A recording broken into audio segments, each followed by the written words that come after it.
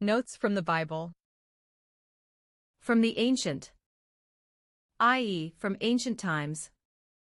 Questions to be discussed and compared to Bible notes and their perceived meanings. Prelude. John 3. Jesus teaches Nicodemus. 5. Jesus answered, "Very truly I tell you, no one can enter the kingdom of God unless they are born of water and the Spirit. 6. Flesh gives birth to flesh, but the Spirit, gives birth to spirit. 7. You should not be surprised at my saying, you must be born again. 8. The wind blows wherever it pleases.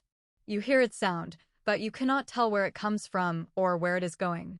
So it is with everyone born of the Spirit." Antique Tibetan Thangka Wheel of Life, Bhava Chakra, Buddhist Monastery Teaching. A finely detailed Tibetan Thangka depicting the Bhava Chakra, or Wheel of Life, executed in mineral pigments and gold on finely woven canvas. This powerful cosmological image illustrates the Buddhist cycle of samsara, rebirth, featuring the 3 poisons at its center, the 6 realms of existence, and the 12 links of dependent origination arranged around the outer ring. The wheel is held by Yama, the Lord of Death, symbolizing impermanence. The Buddha is shown outside the cycle, pointing toward the moon, the path to liberation, nirvana. A green cartouche bears a hand-painted Tibetan inscription, which reads, "This Wheel of Life is a most excellent golden depiction." It is accompanied by commentary according to the teachings. It shows how the 6 realms arise through dependent causes and conditions. It was created by the master artist of Raiwonaka Monastery. Such is the intended meaning and origin of this image. The Thangka reflects the Gelugpa school's iconographic tradition and dates to the late 19th or early 20th century, circa 1880 to 1930, likely originating from eastern Tibet or Nepal. The painting shows signs of devotional use, including minor pigment cracking and wear consistent with age. No evidence of overpainting or restoration.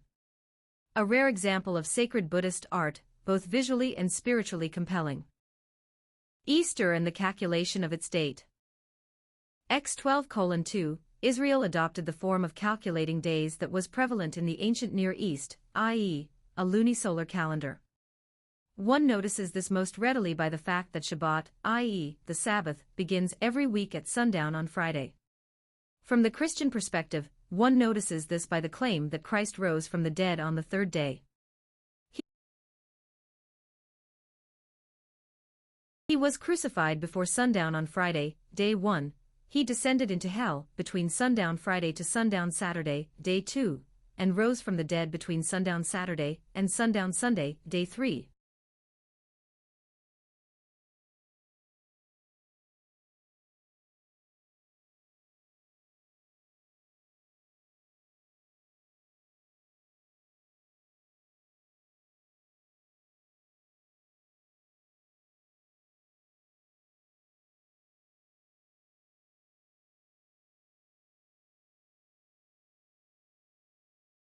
This is where the Book of the Dead X2 and Tao fit in. In the decades following the birth of Christianity, as the composition of church became more Gentile than Jewish, the calendar which the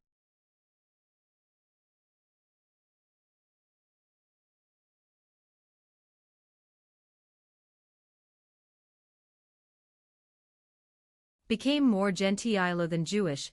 The calendar which the Church adopted in order to commemorate her liturgical celebrations was based on the Roman, solar, calculation of days, though a sense of the Jewish, lunar, day remains with us in the form of vigil masses. At a certain point in early Church history, since Jews and Christians were no longer on the same calendar, it made sense from a Christian perspective to calculate Easter independently of the Hebrew calendar. In fact, while the writing of the Nicene Creed is the most notable achievement of the First Ecumenical Council of the Church, another issue which the Council of Nicaea, I 325, addressed was the calculation of the date of Easter. The Council determined that Easter should be celebrated on the first Sunday after the first full moon after the spring, vernal, equinox, thereby tying the date of Easter to the movements of the sun and moon rather than to the Hebrew calendar. So that should have been that. Problem solved, and that's why Easter seldom coincides with Passover. But wait, there's more. Easter for 26 matches and will fall between Passover and Easter. Both Catholic and Judaism.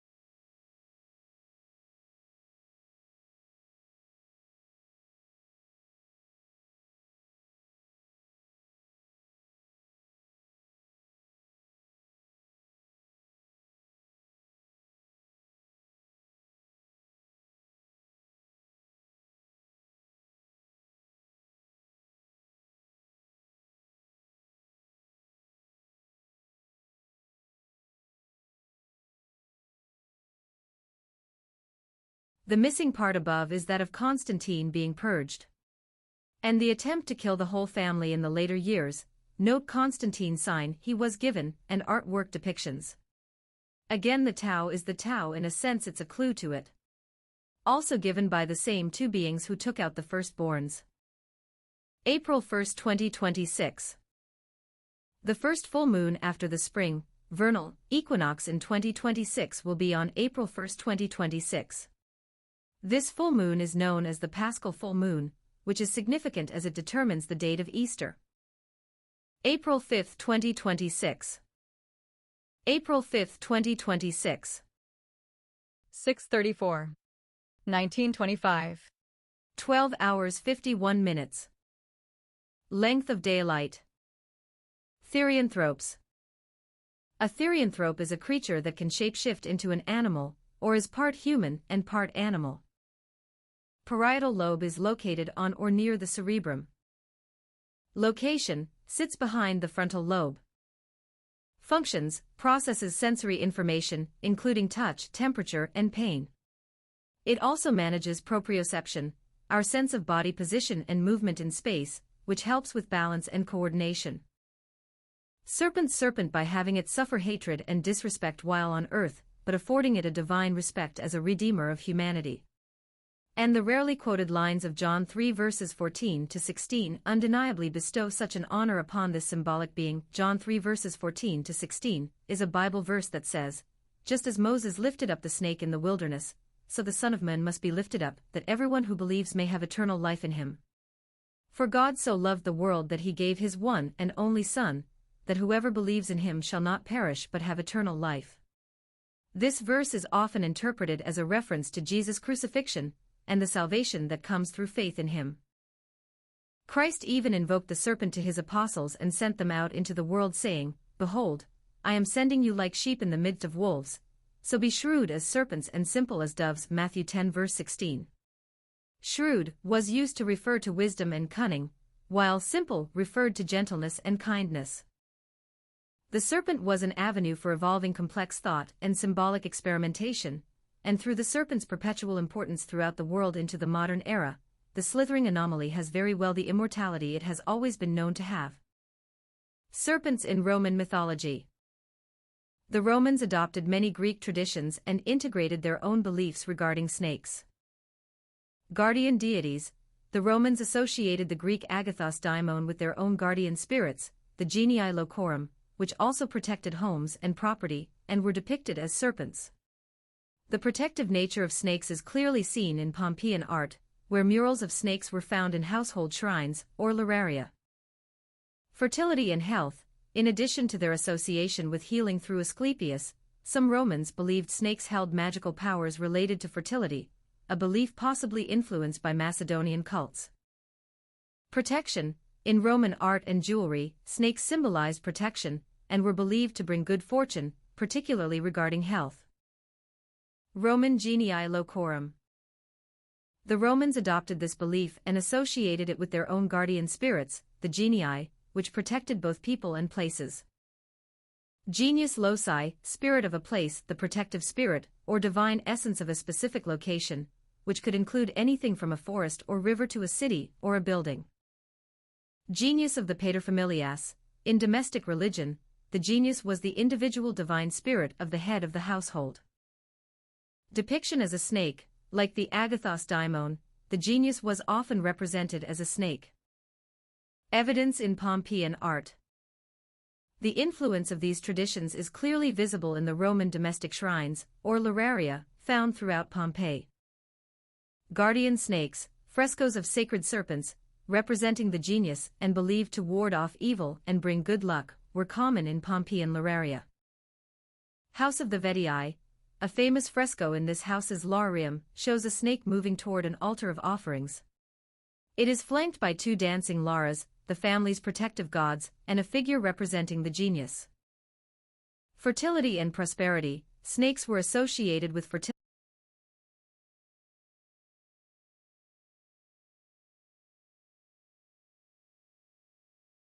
and a figure representing the genius. Fertility and prosperity. Snakes were associated with fertility and the generative power of the land, reflecting agrarian beliefs. The depictions often show them with garlands of grapes or near altars with offerings of eggs and fruit, symbolizing abundance. Agathos daimon, Ancient Greek, gamma alpha theta delta alpha mu omega nu, agathos daimon, lit. Noble spirit. Originally was a lesser deity, demon, of classical ancient Greek religion and Greco-Egyptian religion. In his original Greek form, he served as a household god, to whom, along with Zeus Soter, libations were made after a meal. In later Ptolemaic antiquity he took on two partially distinct roles, one as the agathos daimon, a prominent serpentine civic god, who served as the special protector of Alexandria. The other as a genus of serpentine household gods, the agathoi daimons, individual protectors of the homes in which they were worshipped. 1. Cyclone genius loci is a fascinating concept from Roman mythology that refers to the protective spirit of a place. Here's a breakdown of what it means and why it's so intriguing. Roman. Classical building. What is genius loci? Literal translation, Latin for spirit of the place. Role in Roman religion.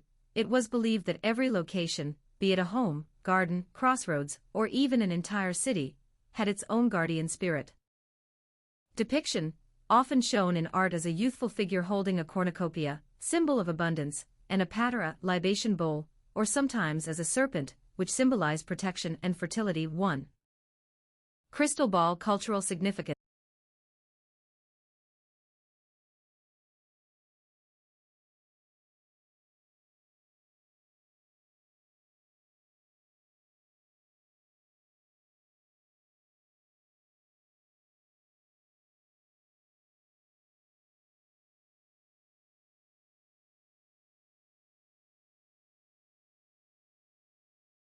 Crystal ball. Cultural significance.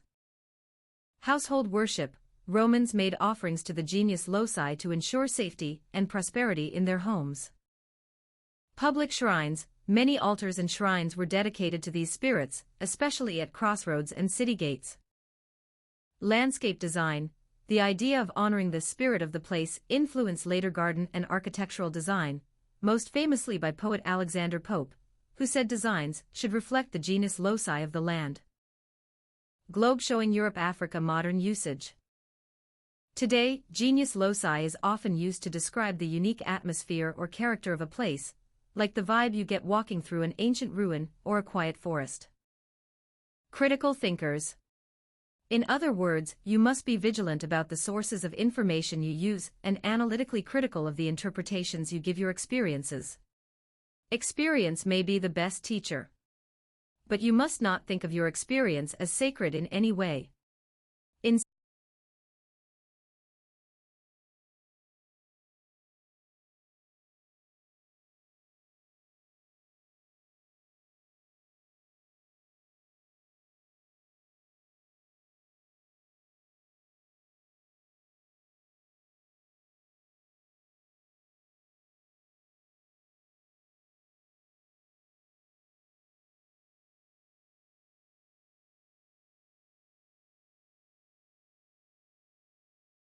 way.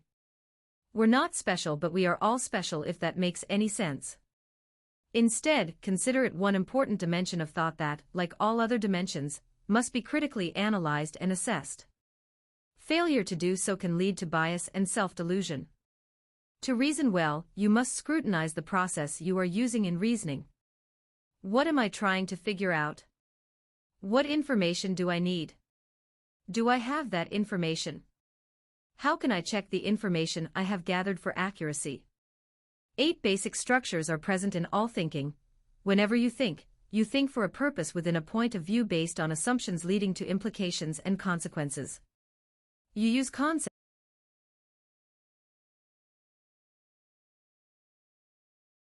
You use concepts, ideas, and theories to interpret data, facts, and experiences to answer questions, solve problems, and resolve issues. Side note from the meaning of snakes in ancient Greece. Paper written and stored on hard drive. Slain in combat, it contributes to the New World Order. The snake is also involved with a number of deities.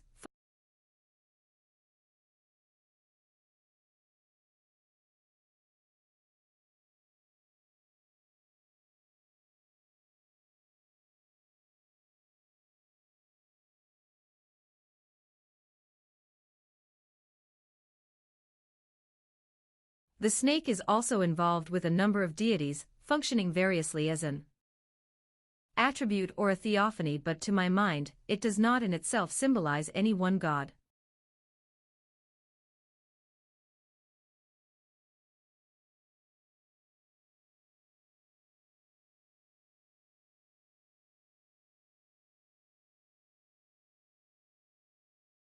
The snake is also involved with a number of deities, functioning variously as an attribute or a theophany, but to my mind, it does not in itself symbolize any one god.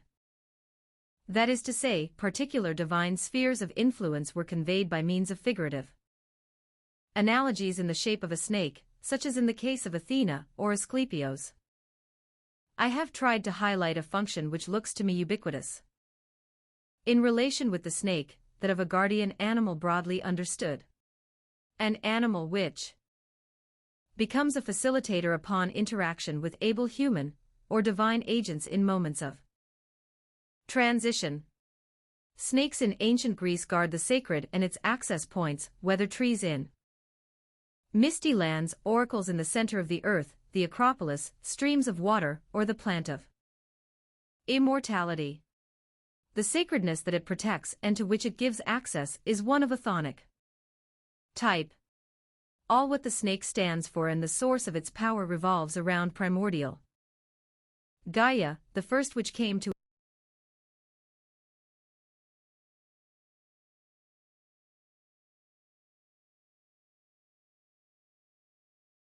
existence after chaos in Hesiod's imagery. The earth and Gaia, aka Mom for some, the first which came to existence after chaos in Hesiod's imagery. The earth and the snake are linked at the most fundamental behavioral level. The snake lives on and in the earth, it slithers on the ground and hides in crevices, being in permanent physical contact with it.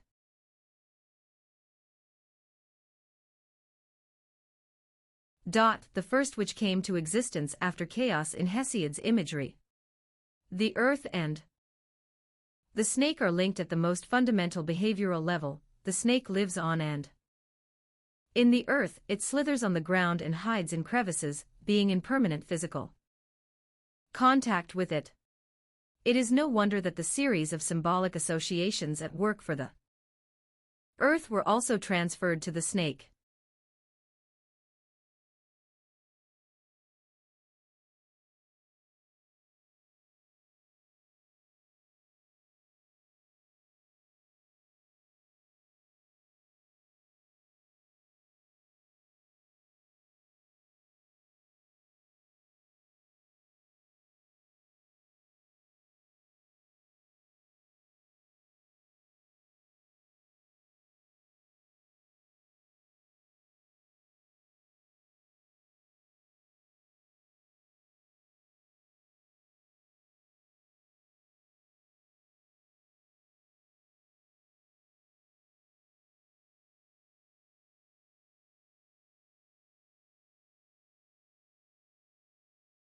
That's their theory.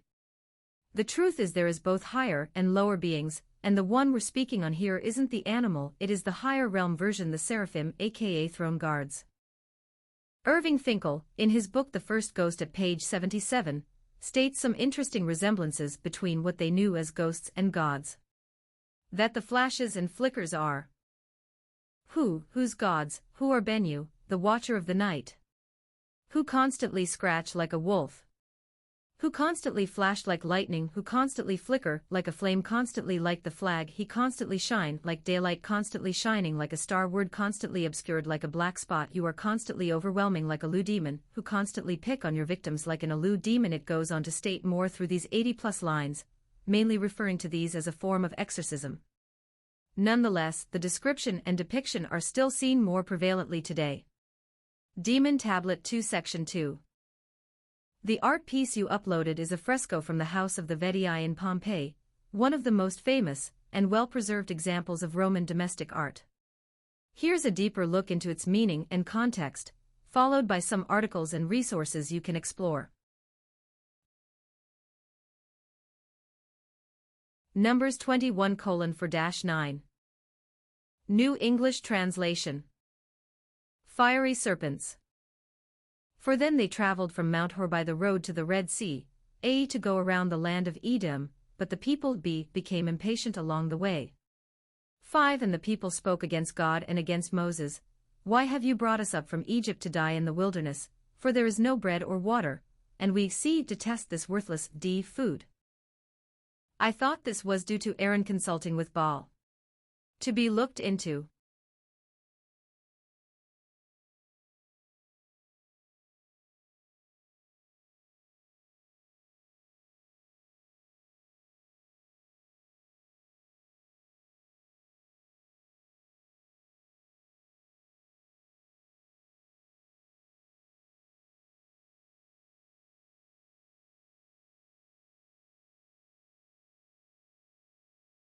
The belief that they are a tether between dual ideals also emphasizes the dual worlds of Greece, which was sloughed off as an old skin, and the new, complex Rome, which is strong and, like the serpent, Cadmus luckily hurls a spear that impales the beast into a tree, but this creature is respected and feared by the gods themselves, and immediately they grow indignant of Cadmus' treatment of such a holy being. It is seen in their response.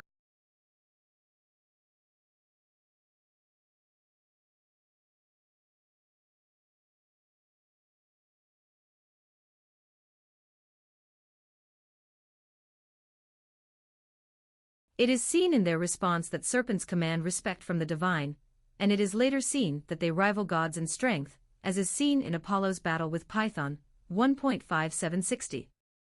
After the battle, Pallas even descends upon Cadmus and commands him to sow the serpent's teeth, which births a virile race of armed warriors, 3.98-130. Pallas' instructions in the birth of the soldiers, juxtaposed with the grotesque creature's description, begins to develop the complexity of the narrative of Cadmus. Center for all human experiences and a bridge between the earthly and the divine. This epic anthology defines Rome, and how its people view the noble history of their Greek spiritual ancestor. A fury slaughters his children and grandchildren with vipers, Cadmus exiles himself from the city he founded himself, and eventually sorrow envelopes him, and he accepts his fate, the curse of becoming the very thing he slew, 4.482-616. His legs join together, scales wrap around his body, his tongue splits in two, his arms wither away, he falls to his stomach, and he swears to peacefully live alongside humankind. His wife joins him in this fate. And so Cadmus becomes a tragic hero solely because he slew the serpent, but he ennobles the creator in the process. The gods, still indebted to him, and wishing to still bestow a reward upon the founder of Thebes, punish him by transforming him into the very thing they respect. He becomes a being that is immortal just as the gods are, and one that peacefully lives alongside humanity, as opposed to the hellish beast he killed, 80 Hickson Symbology of Serpents. 1 Peter, an apostle of Jesus Christ.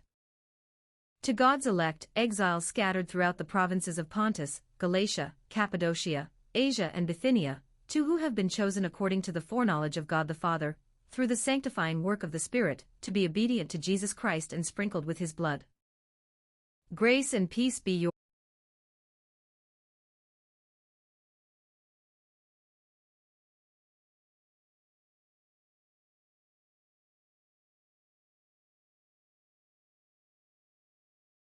Grace and peace be yours in abundance.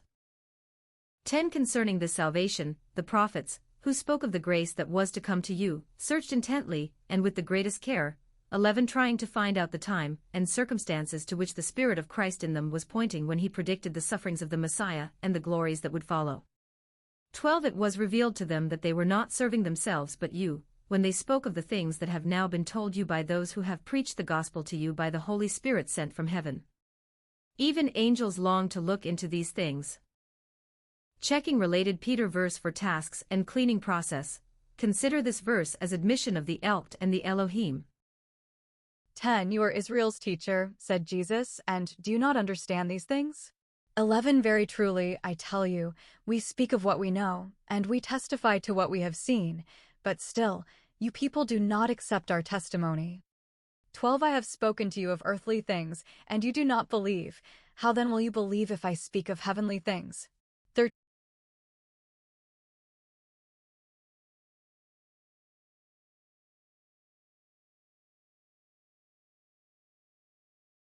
13. No one has ever gone into heaven except the one who came from heaven, the Son of Man.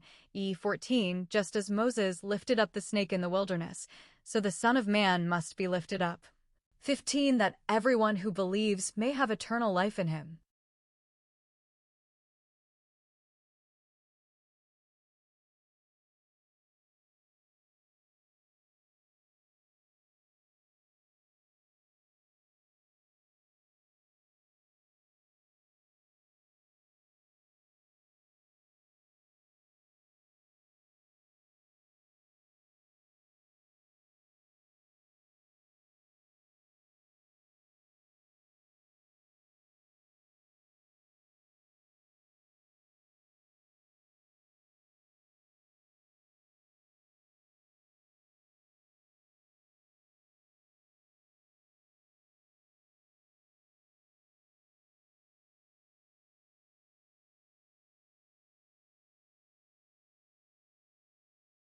Some hidden parts here as the first to ever achieve, ascend, and do so while living is Enoch, and it's said to be done with the faith in the one overall.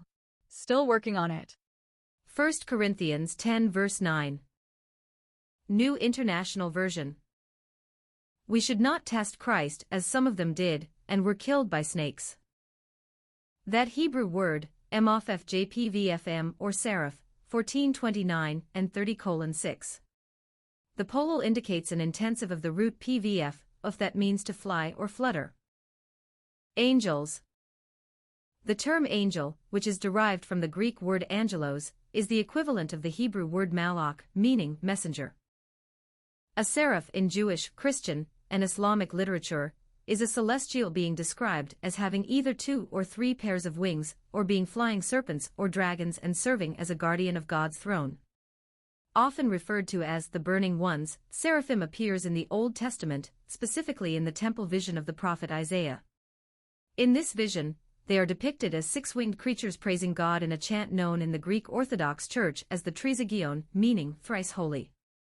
The phrase is, Holy, holy, holy is the Lord of hosts, the whole earth is full of his glory, Isaiah 6 verse 3. Matthew 18 verses 10 to 14. New International Version. The Parable of the Wandering Sheep. 10. See that you do not despise one of these little ones. For I tell you that their angels in heaven always see the face of my Father in heaven.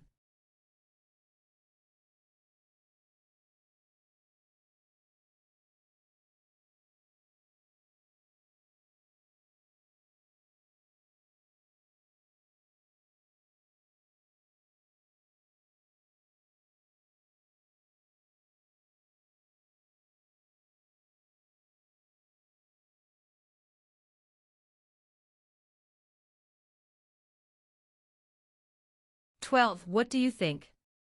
If a man owns 100 sheep, and one of them wanders away, will he not leave the 99 on the hills and go to look for the one that wandered off? 13. And if he finds it, truly I tell you, He is happier about that one sheep than about the 99 that did not wander off. 14 In the same way your Father in heaven is not willing that any of these little ones should perish. Read full chapter. In Christian angelology,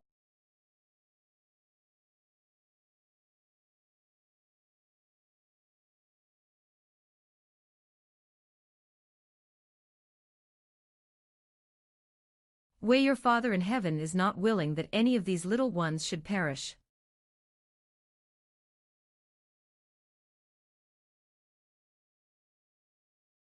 Read full chapter. In Christian angelology, seraphim are considered the highest-ranking celestial beings within the hierarchy of angels. It is important to note this species is seen as a serpent or dragon, also called a flying serpent or javelin. So the bad one within the old text was just one of these beings from that species, so the dragon and the serpent do not mean bad or devil, but rather guards and keepers of knowledge. In artistic representations, 4-winged cherubim are often painted blue to symbolize the sky, while 6-winged seraphim are depicted in red to symbolize fire. The term demon is derived from the Greek word daimon, which means a supernatural being, or spirit. The term originally meant a spiritual being that influences a person's character. An agathos daimon, good spirit, for example, was benevolent in its relationship to humans. The Greek philosopher Socrates, for example, spoke of his daimon as a spirit that inspired him to seek and speak the truth. We believe in one God, the Father Almighty, maker of heaven and earth, of all things visible and invisible, and in one Lord, Jesus Christ, the only begotten Son of God, begotten from the Father before all ages. Light from light. True God from true God. Begotten not made. Of one substance with the Father. Through whom all things came into existence. Who because of us men and because of our salvation came down from the heavens. And was incarnate from the Holy Spirit and the Virgin Mary. And became man. And was crucified for us under Pontius Pilate. And suffered and was buried. And rose again on the third day according to the Scriptures. And ascended to heaven, and sits on the right hand of the Father. And will come again with glory to judge living and dead. Of whose kingdom there will be no end. And in the Holy Spirit, the Lord and life-giver. Who proceeds from the Father. Who with the Father and the Son is together worshipped and together glorified. Who spoke through the prophets. In one holy Catholic and Apostolic Church. We confess one baptism to the remission of sins. We look forward to the resurrection of the dead, and the life of the world to come. Amen. Who was Jupiter Ammon? The Romans considered the revered North African oracle Ammon an embodiment of Jupiter, and referred to this syncretic dual divinity as Jupiter Ammon. The Romans considered the revered North African oracle Ammon an embodiment of Jupiter, and referred to this syncretic dual divinity as Jupiter Ammon. Identifiable by its horns and prominent beard, this head representing Jupiter Ammon was likely made to evoke an ancient fragment, though the tightly coiled horns are smaller than in surviving antique examples. One cast directly, the bronze now has a dark brown natural patina with traces of a presumably original black coating in recesses. 2 Most of the detail was worked into the wax, with little evidence of subsequent tooling. Matters of dating and geography remain conjectural, though there are some clues. The unsophisticated casting technique, wherein the core was likely modeled directly on an armature removed through a rectangular opening on the top of the figure's head, point to an early date. 3 The black coating is similar to other early northern Italian bronzes. The iconography resonates with Riccio's production, including his Moses with the horns of Ammon, and the 4 Jupiter Ammon heads on the base of the Paschal candelabrum, p.00, figure 13c, point for the work.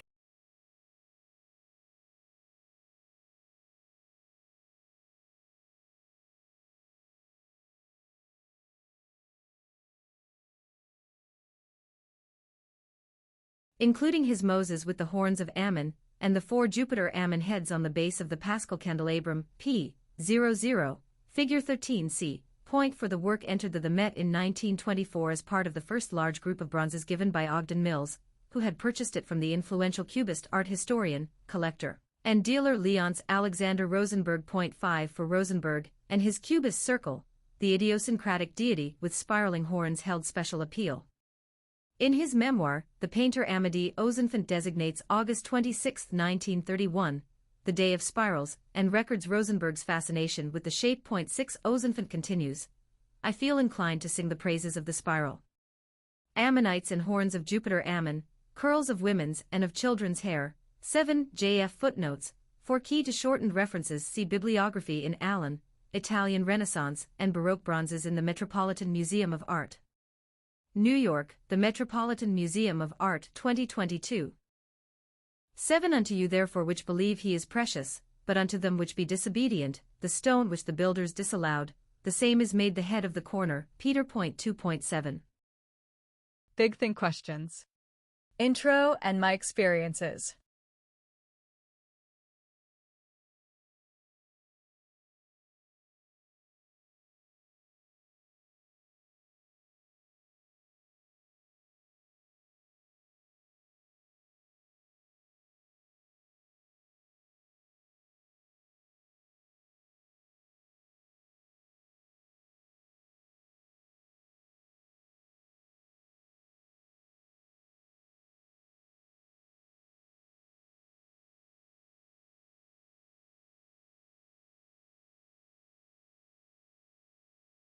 The uraeus is a symbol for the goddess Wadjet. Wadjet is one of the forms that the right eye of Ra, the creator god of humanity. The cobra represents the goddess Wadjet, a very ancient goddess who is associated with royalty. When the snake is worn over the king's brow, its head raised and hood dilated ready to attack if needed, it is called a uraeus. The uraeus constitutes the consummate symbol of royalty. Atum, worshipped at Heliopolis. Early identified with the sun god Re, usually in human form, often with the double crown of Upper and Lower Egypt. Animal, the bull Nevis. The uraeus is often depicted alongside Nekhbet, the protective goddess of Upper Egypt, the southern half of Egypt. With the two protectors or two ladies on his royal crowns, a pharaoh proves that he is the ruler of both Upper and Lower Egypt, i.e., the ruler of unified ancient Egypt. Hathor, goddess of love, protector of women. Worshipped at Dendere, Upper Egypt. And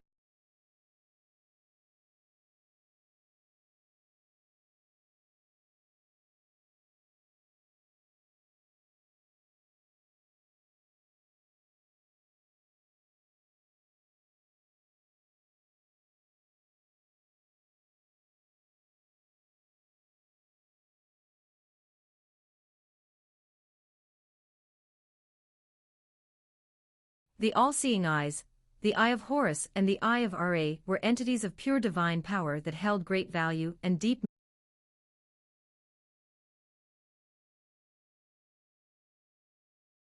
The all-seeing eyes, the Eye of Horus and the Eye of Ra were entities of pure divine power that held great value and deep meaning in the history of the ancient Egyptian civilization, and they remain a source of mystery even in our current day. These two eyes represent the evolved state of mind and high intellect of the ancient Egyptians who merged their medical expertise and knowledge with their mythical and religious wisdom. The Eye of Ra or Eye of Re, usually depicted as sun disk or right Wedjat eye, paired with the Eye of Horus, left Wedjat eye, is an entity in ancient Egyptian mythology that functions as an extension of the sun god. Ra's power equated with the disk of the sun, but it often behaves as an independent goddess, a feminine counterpart to Ra, and a violent force that subdues his enemies. The Eye of Horus, also known as the left Wedjat or Udjat eye, is an ancient Egyptian religious symbol representing well-being, healing, and protection. It originated from the mythic conflict between two of the most powerful ancient Egyptian gods, the god Horus and his evil uncle Set, who killed his father Osiris, then Set damaged Horus's eye, later restored with the aid of deities like Thoth. Horus offered the eye to his father Osiris, using its reviving power to bring his father back to life to be the ruler of the afterlife. This symbol represented funerary offerings and temple rituals, and could also symbolize the moon's phases. The Eye of Horus, a stylized eye with unique markings, possessed protective magic and featured prominently in ancient Egyptian art. It was a common amulet motif from the Old Kingdom, 2686 BC, 2181 BC, to the Roman period, 30 BC, 641 AD, seen on coffins, stelae, and boat bows. The symbol spread to neighboring regions like Syria, Canaan, and Nubia. Similar to the Eye of Ra, the Eye of Hours represents overlapping concepts. The eye symbol was also a hieroglyph, which Egyptologists believed represented fractions in ancient Egyptian math. The Eye of Ra/Re was a significant figure in ancient Egyptian mythology which serves as a counterpart to the sun god Ra and embodies both feminine and violent attributes. It's an extension of Ra's power, often behaving as an independent goddess, and can be associated with various deities like Hathor, Sekhmet, and Bastet. The eye goddess has roles as Ra's partner, mother, sibling, consort, and daughter. This partnership is integral to the creative cycle where Ra begets his renewed form at dawn. The eye goddess fiercely defends Ra against disorderly forces, often depicted as a lioness or uraeus symbol. Similar to the Eye of Horus, the Eye of Ra represents overlapping concepts. The goddess's destructive aspects, her fury, and the god's attempts to appease her form a recurring theme in Egyptian mythology. The Eye of Ra's influence spans multiple areas of Egyptian religion, from its connection to various goddesses to its life-giving and protective roles in temple rituals and safeguarding the pharaoh, sacred sites, and ordinary people's homes. In ancient Egyptian beliefs, the sun and moon were often referred to as the eyes of specific gods. The right eye of Horus symbolized the sun, while the left represented the moon. These eyes were depicted using the Wedjat symbol, a stylized human eye with falcon markings, associated with Horus. Over time, the lunar eye became known as the Eye of Horus, and the solar eye as the Eye of Ra, representing the sun god. The Eye of Ra retrieving his children. In the beginning, when the world was just created, Ra had two children, Shu and Tefnut. The two new deities resided with Ra until one day, they slowly drifted away from their father in the waters of Nun. Ra sends out his eye, the Eye of Ra, and commands it to find and bring his children back to him. The Eye of Ra flies around the world to find Ra's children, and after locating them, brings them back to Ra. Melican. Opera lavoro. Malaka is an active manifests man's dominion over nature. Related notes. New King James Version Isaiah 30 verse 6. The burden against the beasts of the south. Through a land of trouble and anguish, from which came the lioness and lion, the viper and fiery flying serpent, they will carry their riches on the backs of young donkeys, and their treasures on the humps of camels, to a people who shall not profit. The relevant Greek words used by Josephus in this narrative are rho pi epsilon tau nu, or erpiton, which means reptile, and phi epsilon omega nu, or ophis, which means snakes.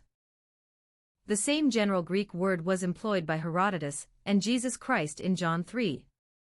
And the exact form was used by Paul in 1 Corinthians 10 verse 9 to describe the attacking serpents in the wilderness. It is also the same as the Septuagint version of the wilderness account, ophis or ophisai in its masculine, dative plural form.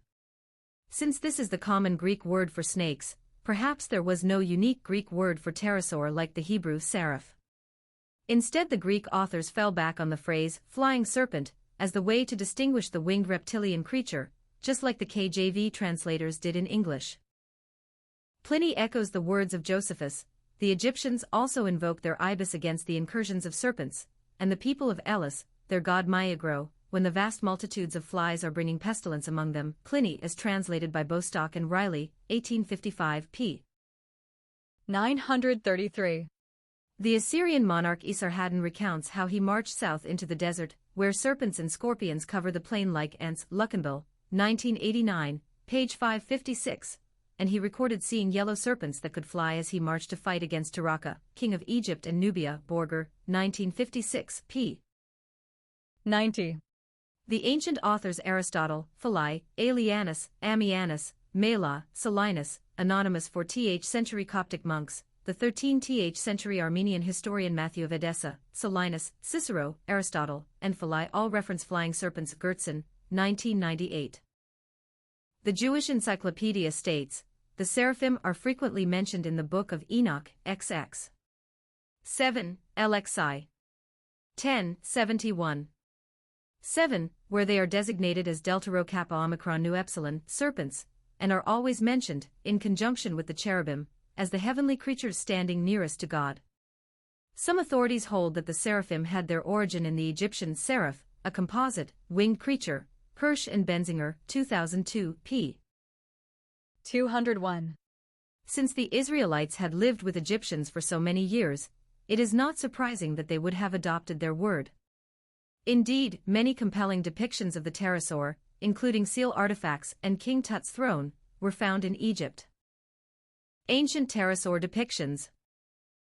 The Mayan worship of a feathered serpent god Quetzalcoatl has been traced all the way back to the 1st century BC. The widespread belief in the winged serpent also present in the Aztec culture. Flying serpents hold rich symbolism across different cultures, often acting as powerful, multifaceted symbols that connect the heavens and the earth, the spiritual and the physical.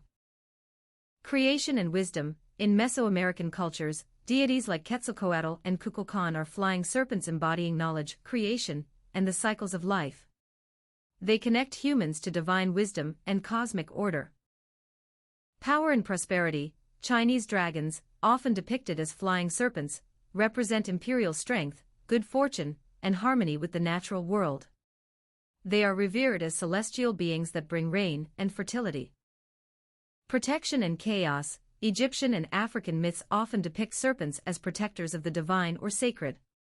Conversely, they can also signify chaos, as seen in Persian mythology with Azzy-Dahaka, a destructive flying serpent figure.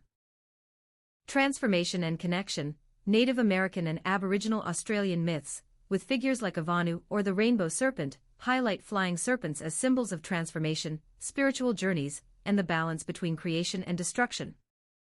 Mystery and danger. In biblical contexts, flying serpents can represent trials, divine wrath, or spiritual challenges.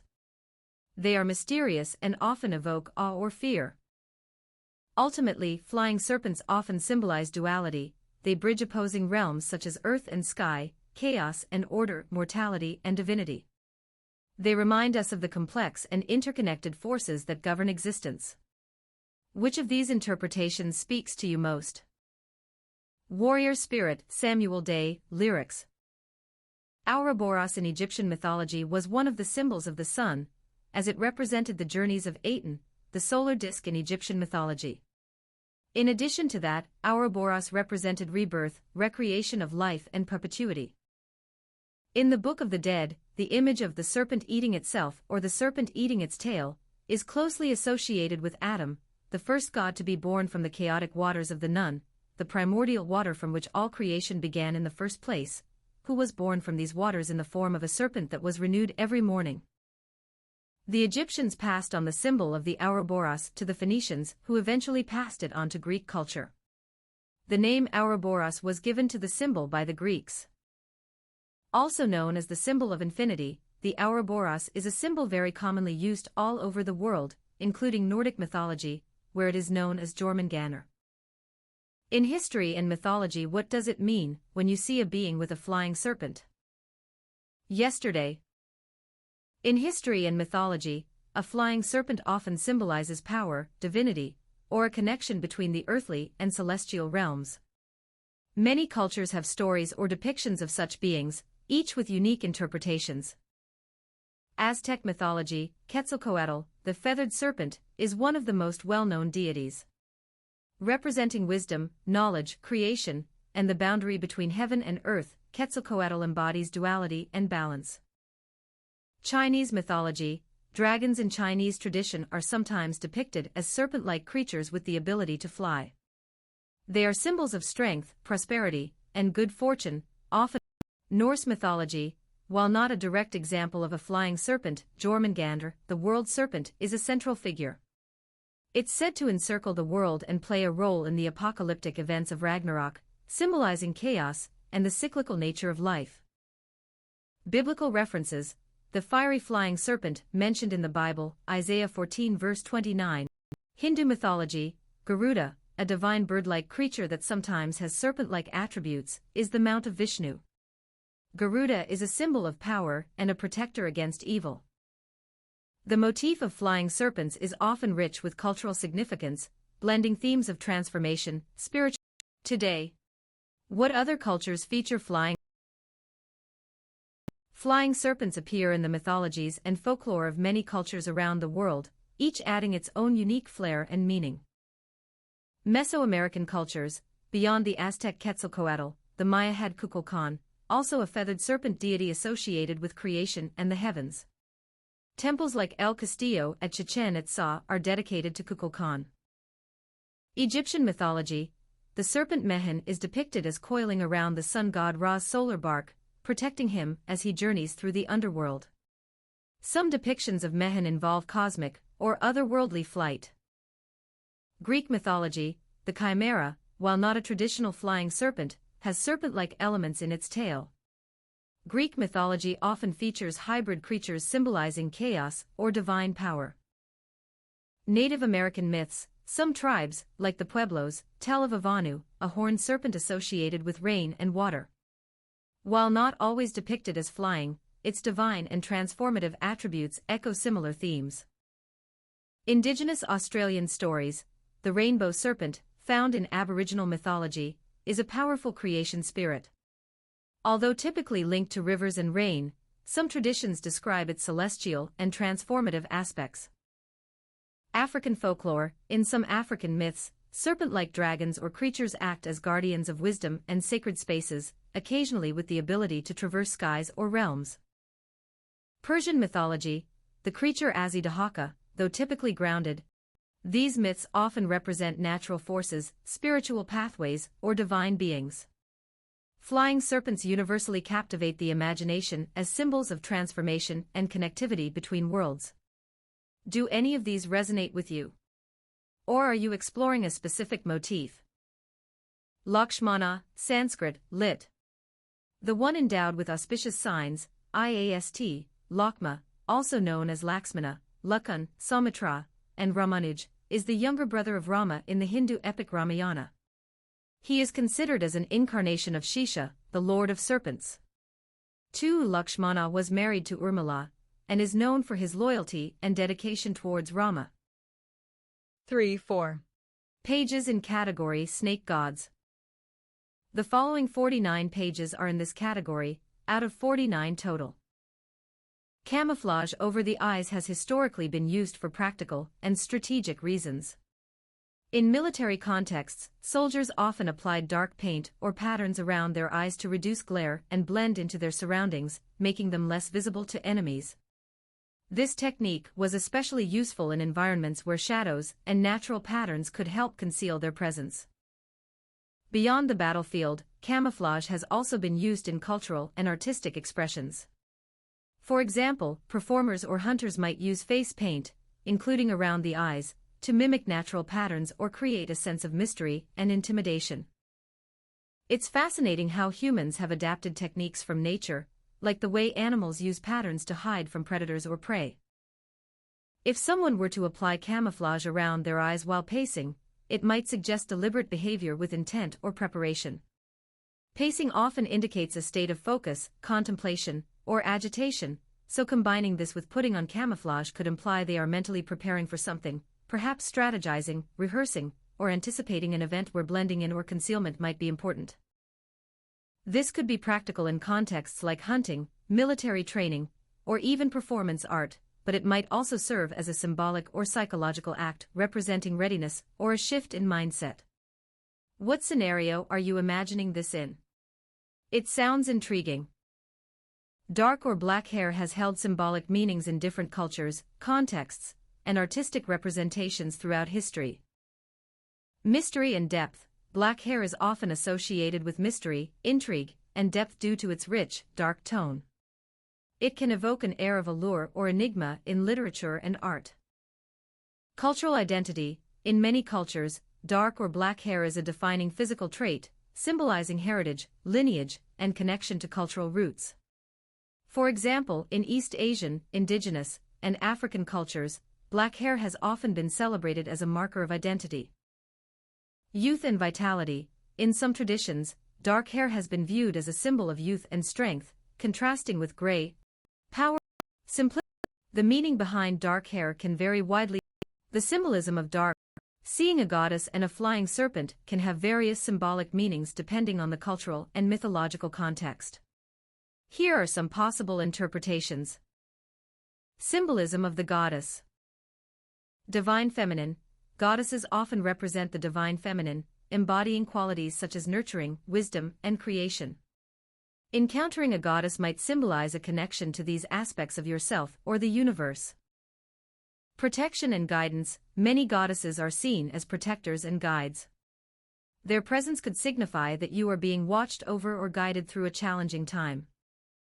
Transformation and rebirth. Goddesses like Isis in Egyptian mythology are associated with rebirth and transformation. Seeing a goddess might indicate a period of personal growth or renewal. Symbolism of the flying serpent.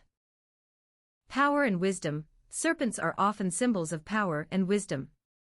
In many cultures, they are seen as guardians of sacred knowledge. A flying serpent could represent an elevated form of wisdom or enlightenment. Duality and balance. Serpents can embody duality, such as life and death, creation and destruction. The ability to fly might suggest transcending earthly limitations and achieving balance. Transformation. Similar to the goddess, serpents are also symbols of transformation due to their ability to shed their skin. A flying serpent might signify a profound change or metamorphosis. Combined symbolism. Unity of opposites. The combination of a goddess and a flying serpent could represent the unity of opposites, such as masculine and feminine, earth and sky, or physical and spiritual realms. Spiritual awakening. This encounter might symbolize a spiritual awakening, or a deeper understanding of the interconnectedness of all things. Mythological archetypes. In mythology, such encounters often signify important messages or lessons. They might be urging you to pay attention to certain aspects of your life or to embark on a new journey. What is the symbol of the Egyptian god Mehen? Mehen is a protective deity who is depicted as a snake which coils around the sun god Ra during his journey through the night, for instance in the Amduat. A common motif in medieval art is the slaying of the dragon by Saint Michael, taken from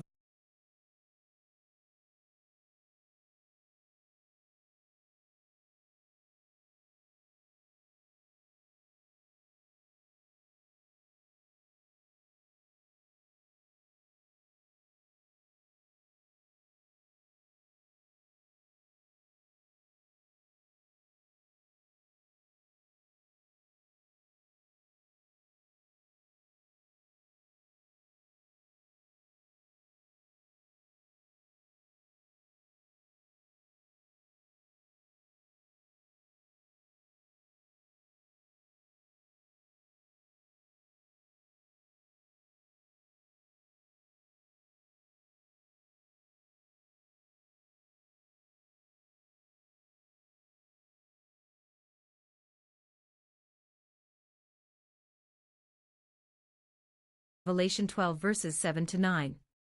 Below to the left is a painting by Antonio del Pollaiuolo, an Italian Renaissance artist who worked in the late 1400s. This piece shows a number of features, including the webbed foot, 4 toes, 4 limbs incorporated into bat-like wings, a long snake-like neck and hair. In the center, note the winged Michael spearing the dragon from the Church of St. Marco in Venice. Besides, it is an interpretation of the flying Michael, and the angels overcoming Satan in the shape of a wyvern dragon, to the right. This is from the Liber Floridus, a Flemish manuscript dating from about 1448 AD. It depicts a winged reptile with enormous membrane wings and widening at the end of the tail. But an even more common scene than the depictions of Michael and the dragon are the numerous renditions of St. George slaying the dragon, based on the legend of the saint saving a young lady from the fearsome great reptile.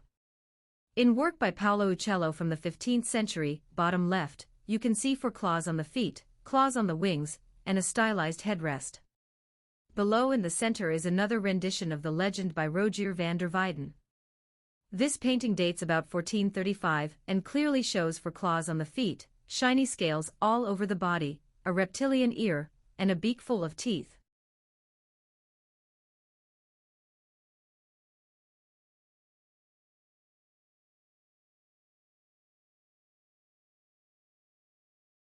While the wings look a bit odd, it could be that the reports received by the artist were from an observer who had seen a being on all fours with wings folded upward. This four-legged, flying dragon motif is very common in medieval art. European reports of flying serpents living in Egypt persist through the 1600s. The Italian naturalist Prosper Alpin wrote a fascinating natural history of Egypt in the 1580s. He described their tail being thick as a finger, their length being as long as a palm branch, and their leaf-shaped tail. Alpin, P. Histoire naturelle de l'Égypte, Tr. Bayer de Fenoil, 1979, pp. 407 to 409. This list and descriptions will be expanded later to include Tiamat, the goddess in China, and the Sky Woman in Mexico. What I found is that these myths not only hold meaning and spirituality, but they also seem to contain elements of truth, suggesting they're not just myths. Given this, how should we interpret these stories? Have they been conveyed in the way they were meant to be received, or is there more to uncover? Ancient pterosaur depictions. The flying serpent has been known throughout time, from the creation story to the hero's journey, and appears in various biblical and historical texts, even making appearances in other creation stories such as those from China and Mexico. The snake in history has always had. Exodus 3 verses 13 to 15. New International Version. 13 Moses said to God, "Suppose I go to the Israelites and say to them, 'The God of your fathers has sent me to you,' and they ask me, 'What is his name?' Then what shall I tell them?" 14 God said to Moses, "I am who I am. This is what you are to say to the Israelites, 'I am has sent me to you.'" 15 God also said to Moses, "Say to the Israelites, 'The Lord, be the God of your fathers, the God of Abraham, the God of Isaac and the God of Jacob, has sent me to you. This is my name forever, the name you shall call me from generation to generation." One name of God can be found in the Book of Esther, one most familiar to most would be Tetragrammaton. In the past, this was represented as YHVH. Another term well known is Yahweh, which is meant to be pronounced as Jabovah, which reads this is the name that shakes and moves the heavens. Names of God found in various texts, Demeter, female, and Macroprosopos, a name synonymous with tetragrammaton. In the Kabbalah, you find the term Agia for further representation for references to this practice around the world and throughout time. It also reads there are 99 names for the goddess, and 7 for the one overall. From this, we can deduce there is a hierarchy in the heavens in which, in the books, you can find the term Shemhamphorash, which is the name of the ranking system used in the heavens. Keeping this in mind, it would be wise to avoid claiming to know the ultimate truth, as there seems to be more to the stories available for everyone to discover. However, when people reach this point, they often skip over it. I am referring to the part in Genesis, the creation story, which is well known among Catholics. The text states that God created the earth and humans, with the Elohim observing. They were later tasked with teaching a chosen human family member to guide and instruct others. This practice appears to involve bloodlines, given that the texts are primarily written and understood in that context, even though blood analysis was not available at that time in history.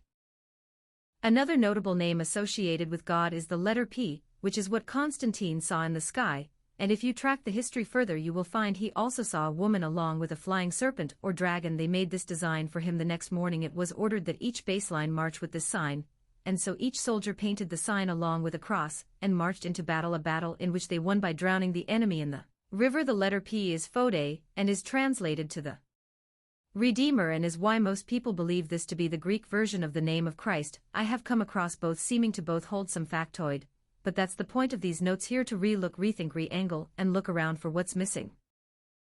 Ezekiel 1 verses 4 to 10. New International Version. For I looked, and I saw a windstorm coming out of the north, an immense cloud with flashing lightning, and surrounded by brilliant light. The center of the fire looked like glowing metal, 5, and in the fire were what looked like 4 living creatures. In appearance, their form was human, 6, but each of them had 4 faces and 4 wings. 7, their legs were straight, their feet were like those of a calf and gleamed like burnished bronze. 8 under their wings on their four sides they had human hands. All 4 of them had faces and wings. 9 and the wings of one touched the wings of another. Each one went straight ahead, they did not turn as they moved. 10 their faces looked like this, each of the 4 had the face of a human being, and on the right side each had the face of a lion, and on the left the face of an ox, each also had the face of an eagle. I conducted a basic Google search for this section and noticed that there are many rewrites and various translations available. To illustrate my point for anyone who hasn't explored this topic in depth, I thought it would be helpful to provide a straightforward overview. This approach will allow both you and me to identify which beliefs might be the best fit for an individual.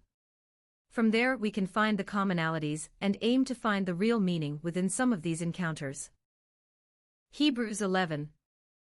New International Version. Faith in action. 11 Now faith is confidence in what we hope for and assurance about what we do not see. 2 This is what the ancients were commended for. Revelation 1 The Book of Enoch provides a surprising hint about the identity of the living one, if it is accurate. I will recheck my notes and amend as needed once I find the exact verse. This current draft is being written on the fly, using my notebooks and memory. Luke 1. Watchfulness. 35 Dressed, ready for service, and keep your lamps burning like servants waiting for their master's return from a wedding banquet so that when he comes and knocks, they can immediately open the door for him. 37 It will be good for those servants whose master finds them watching when he comes. Truly I tell you, he will dress himself to serve, will have them recline at the table, and will come and wait on them.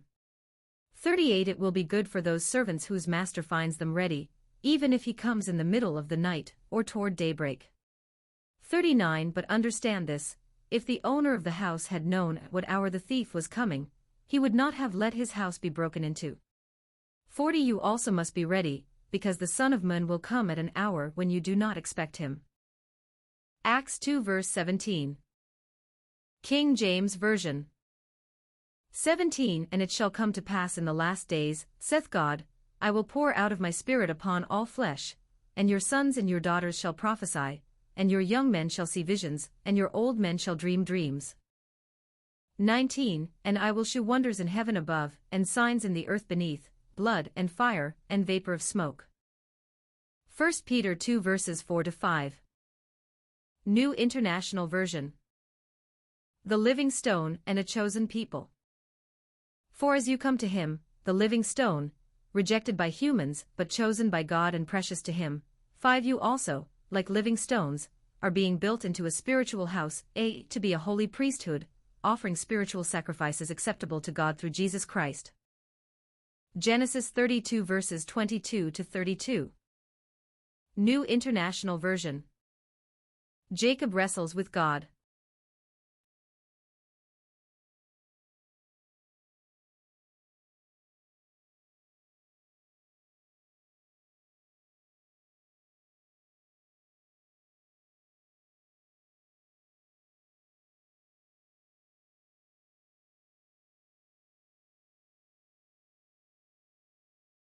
Jacob wrestles with God. 22 That night Jacob got up and took his 2 wives, his 2 female servants, and his 11 sons, and crossed the ford of the Jabbok. 23 After he had sent them across the stream, he sent over all his possessions. 24 So Jacob was left alone, and a man wrestled with him till daybreak. 25 When the man saw that he could not overpower him, he touched the socket of Jacob's hip so that his hip was wrenched as he wrestled with the man. 26 Then the man said, Let me go, for it is daybreak. But Jacob replied, I will not let you go unless you bless me. 27 The man asked him, What is your name? Jacob, he answered. 28 Then the man said, Your name will no longer be Jacob, but Israel, because you have struggled with God and with humans and have overcome. 29 Jacob said, Please tell me your name. But he replied, Why do you ask my name? Then he blessed him there. 30 Southwest Jacob called the place Peniel, saying, It is because I saw God face to face, and yet my life was spared. It's important to note that he is fighting with an Elohim.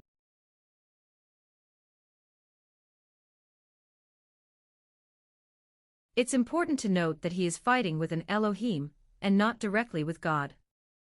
In the past, people often recognized angels or spiritual beings as messengers sent by God, and thus they were frequently considered to be one and the same. As a result, we often read that an individual or saint met or spoke with God when, in fact, they were engaging with a representative of the heavenly council. Genesis 5 verses 21 to 24. New International Version. 21 When Enoch had lived 65 years, he became the father of Methuselah.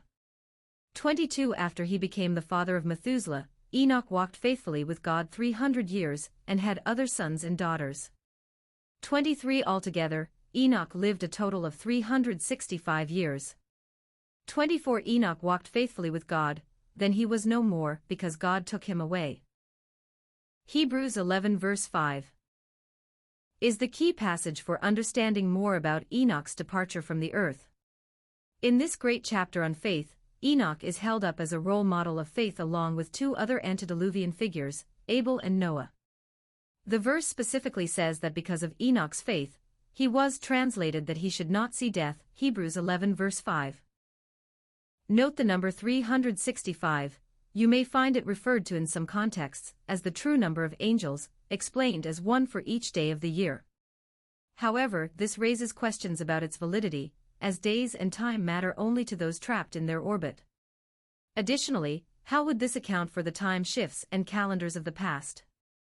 The real question I wonder is, why is 365 such an important number in various contexts, beyond its reference to the Earth's calendar? Enoch also never died, he ascended while living, which I believe is the true lesson to be learned in the correct manner within a lifespan.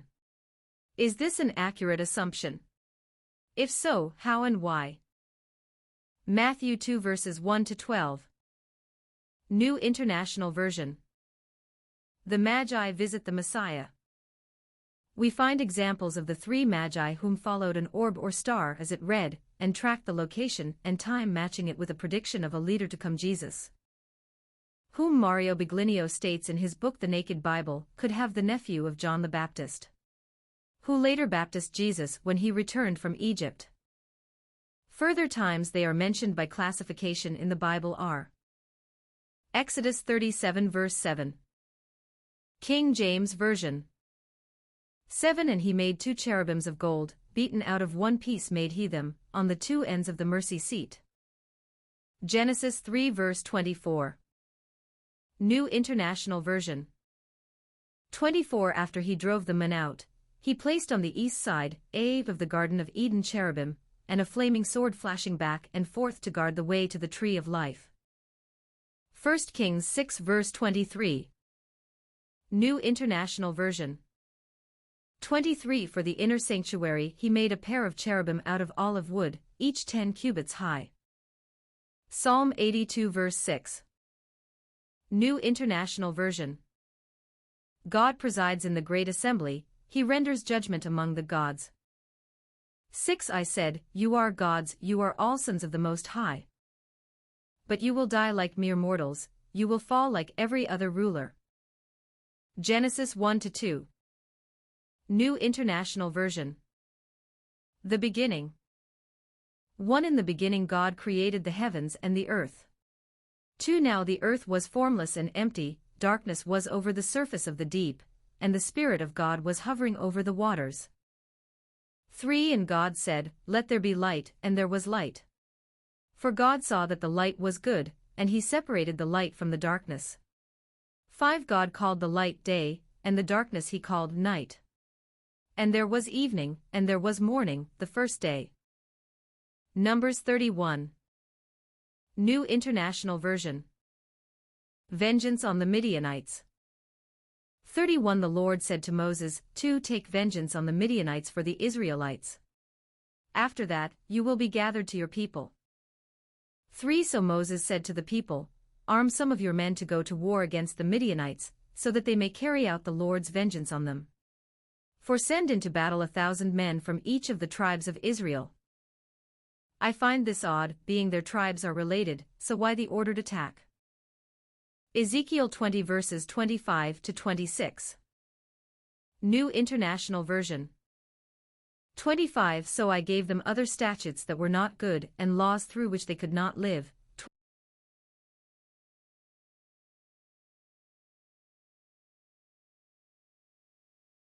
Ezekiel 20 verses 25 to 26. New International Version. 25 So I gave them other statutes that were not good, and laws through which they could not live. 26 I defiled them through their gifts, the sacrifice of every firstborn, that I might fill them with horror so they would know that I am the Lord.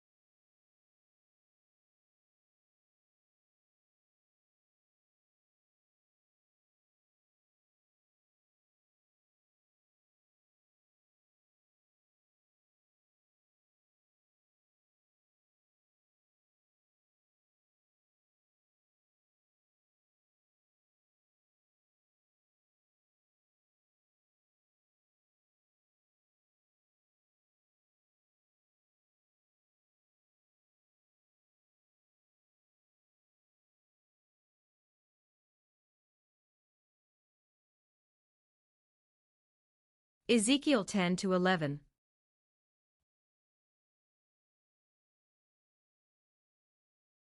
Ezekiel 10 to 11. New International Version. God's glory departs from the temple.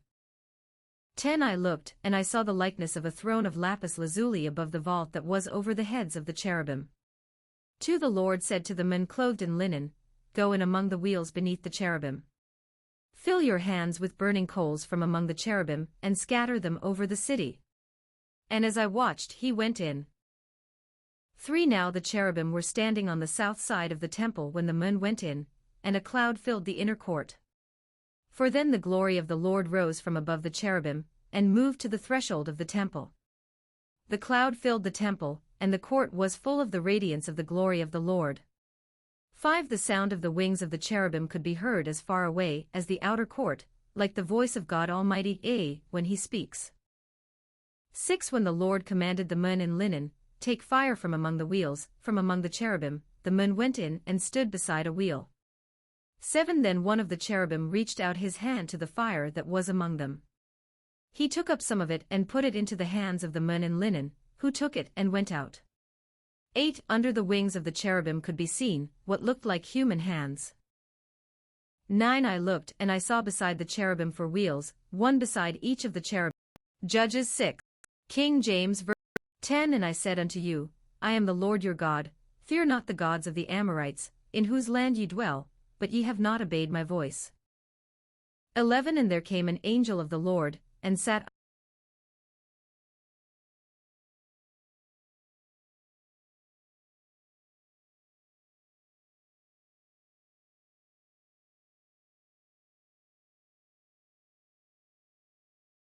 11 And there came an angel of the Lord, and sat under an oak which was in Ophrah, that pertained unto Joash the Abiezrite, and his son Gideon threshed wheat by the winepress, to hide it from the Midianites. 12 And the angel of the Lord appeared unto him, and said unto him, The Lord is with thee, thou mighty man of valor. 13 And Gideon said unto him, O my Lord, if the Lord be with us, why then is all this befallen us? And where be all his miracles which our fathers told us of, saying, Did not the Lord bring us up from Egypt? But now the Lord hath forsaken us, and delivered us into the hands of the Midianites. 14 And the Lord looked upon him, and said, Go in this thy might, and thou shalt save Israel from the hand of the Midianites. Have not I sent thee? 15 And he said unto him, O my Lord, wherewith shall I save Israel? Behold, my family is poor in Manasseh, and I am the least in my father's house. 16 And the Lord said unto him, Surely I will be with thee, and thou shalt smite the Midianites as one man. 17 And he said unto him, If now I have found grace in thy sight, then shew me a sign that thou talkest with me. 18 Depart not hence, I pray thee, until I come unto thee, and bring forth my present, and set it before thee. And he said, I will tarry until thou come again. 19 And Gideon went in, and made ready a kid, and unleavened cakes of an ephah of flour. The flesh he put in a basket, and he put the broth in a pot, and brought it out unto him under the oak, and presented it. 20 And the angel of God said unto him, Take the flesh and the unleavened cakes, and lay them upon this rock, and pour out the broth. And he did so. 21 Then the angel of the Lord put forth the end of the staff that was in his hand, and touched the flesh and the unleavened cakes, and there rose up fire out of the rock, and consumed the flesh and the unleavened cakes. Then the angel of the Lord departed out of his sight. 22 And when Gideon perceived that he was an angel of the Lord, Gideon said, Alas, O Lord God! For because I have seen an angel of the Lord face to face. Acts 10. New International Version. Cornelius calls for Peter. 10 At Caesarea there was a man named Cornelius, a centurion in what was known as the Italian regiment. 2 He and all his family were devout and God-fearing. He gave generously to those in need, and prayed to God regularly. 3 One day at about 3 in the afternoon he had a vision. He distinctly saw an angel of God, who came to him and said, Cornelius. 4 Cornelius stared at him in fear. What is it, Lord? He asked. The angel answered, Your prayers and gifts to the poor have come up as a memorial offering before God. 5 Now send men to Joppa to bring back a man named Simon, who is called Peter. 6 He is staying with Simon the tanner, whose house is by the sea. 7 When the angel who spoke to him had gone, Cornelius called 2 of his servants, and a devout soldier who was one of his attendants. 8 He told them everything that had happened and sent them to Joppa. Terminology and phrases. Some ways of calling are known under terms in India, such as Devayo do call them is called Devathadushti, which translates to attraction of the gods, i.e. to ask favor by giving an offering or merits to them. A power being is known as a Deva Putta. Types of energy beings. Naga, dragon or serpent, water angels. Yaka or Yiksha, these are what we know typically as demons. Pratha, this is the hungry ghost, the ones that could be harmful. Bahirawa, gnomes. Azura, ocean angels, otherwise known as heavenly beings. Mara, the ones they have listed as the bad ones. Jiwata translation, it shall be known. Hebrew. Ruach translation meaning spirit. Hebrew. Spirit, Oklahest. Abraxas, basic talisman typically made from stone. Used mainly by alphabet angels. Sakanat, the divine presence. The Shekinah, meaning which see. Sakti, the female energy of Brahma, Vishnu and Shiva. Sephora, the name of the wife to Moses. Sit lux et lux fiut, let there be light. Soli sanctissimo sacrum, sacred to the most holy Son. Stellato sedet solo, he sits alone on his story throne. Adagiber lo.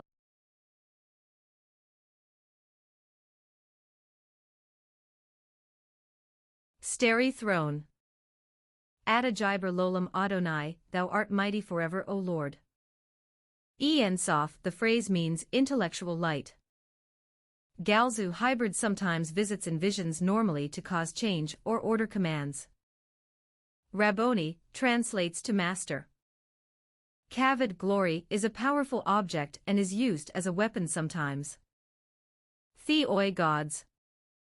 Keruvim, the act of covering. Michael, first commander. Theos, god. Deos, mainly female gods. To be further expanded on. The divine right of kings and the hero's journey are concepts commonly associated with religious texts, legends and myths. All of these narratives often provide guidance on how to conduct one's life, such as living in accordance with the principles of Mott, or they convey other spiritual or moral lessons. Typically, they are structured in designs similar to those mentioned below. Used with abuse, noted by being highlighted. The divine right of kings, in European history, a political doctrine in defense of monarchical absolutism, which asserted that kings derived their authority from God and could not, therefore, be held accountable for their actions by any earthly authority such as a parliament. Originating in Europe, the divine right theory can be traced to the medieval conception of God's award of temporal power to the political ruler, paralleling the award of spiritual power to the church. The divine right of kings was practiced and believed in during those times for many reasons. One reason was the instructions given to them, but the other, which I find more interesting, is that the people truly believed these notions to be facts. They understood that there was more to the world, including spiritual realms and possibly even other worlds. During this period, there were many different legends, and it can often be difficult to determine the origin of a myth, which typically contains more truth than one might expect. With these topics in mind, I would like to ask whether there is a connection between this and the Book of Enoch, particularly the part where it mentions God's original plan. In Genesis, it is stated that the Elohim would be assigned to a family member from a specific tribe. They are intended to be intermediaries who will teach the selected individuals and communicate the information to the public. This concept is known as the Divine Council, where God alone is depicted as instructing all. Additionally, it is noted that on the first day, there was both day and night. The original plan regarding UFOs and UAPs is still in effect today, although most people are unaware of it and tend to ignore its possibilities. It seems that some of the encounters individuals have with these phenomena may have some kind of relation to this plan. This idea is not new. I am not the first to express these thoughts. Concepts like this were widely recognized and understood by various religions and spiritual practices, such as Buddhism, long before being hidden for the first time around 5 AD, then a second time in 337 AD. A look back to get the date, it was called the Purge, then the 1100, and again Friday the 13th 1307 AD, and further purges on beliefs, practices and history. The second wave of beliefs on this topic and the exploration of potential correlations began in the 1970s, and is documented in various books from that era. It was a hot topic in those days, particularly in California.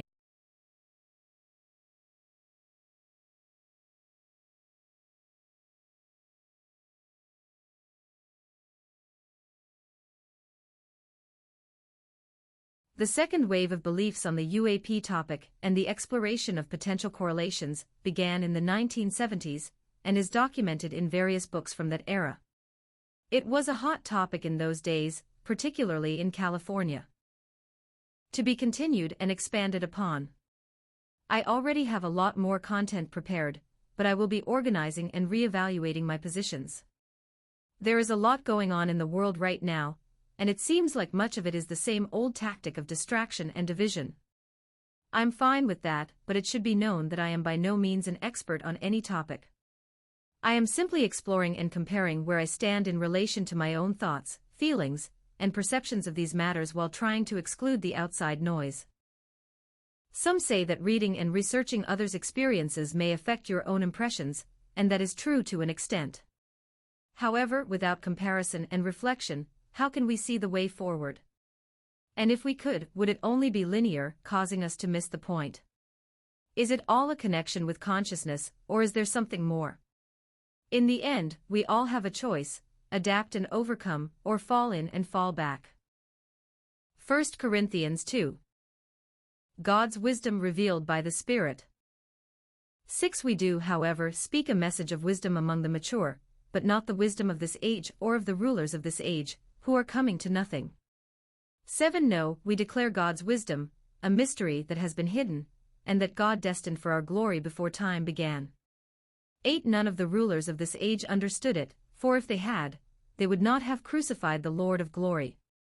9. However, as it is written, what no eye has seen, what no ear has heard, and what no human mind has conceived be the things God has prepared for those who love Him.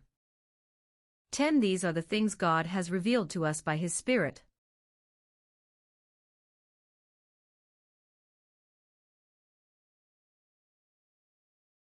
The Spirit searches all things, even the deep things of God. 11. For who knows a person's thoughts except their own spirit within them? In the same way, no one knows the thoughts of God except the Spirit of God.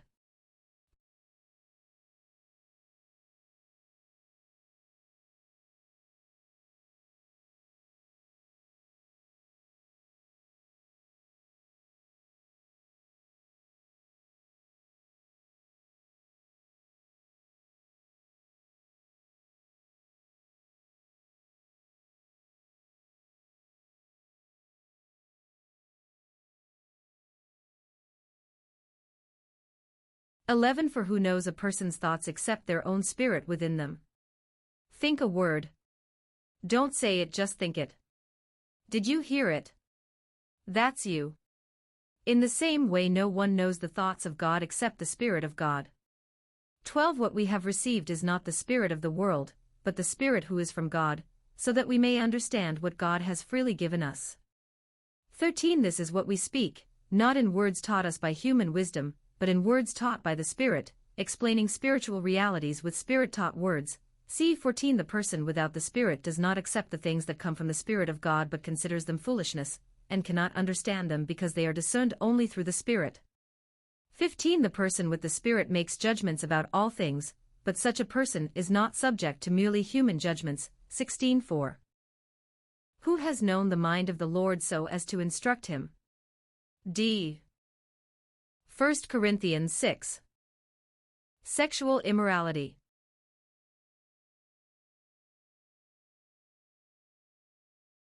I have the right to do anything, you say, but not everything is beneficial. I have the right to do anything, but I will not be mastered by anything. 13 You say, food for the stomach and the stomach for food, and God will destroy them both. The body, however, is not meant for sexual immorality but for the Lord, and the Lord for the body. 14 By his power God raised the Lord from the dead, and he will raise us also. 15 Do you not know that your bodies are members of Christ himself? Shall I then take the members of Christ and unite them with a prostitute? Never.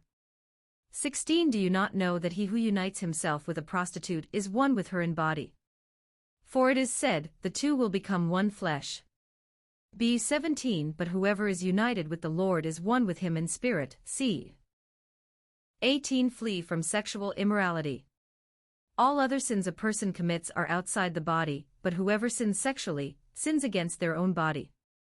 19 Do you not know that your bodies are temples of the Holy Spirit, who is in you, whom you have received from God? You are not your own. 20 You were bought at a price. Therefore honor God with your bodies. Footnotes. Luke 17 verses 22 to 24. New Life Version. Jesus tells of his second coming. 22 Jesus said to his followers, the time will come when you will wish you could see the Son of Man for one day. But you will not be able to.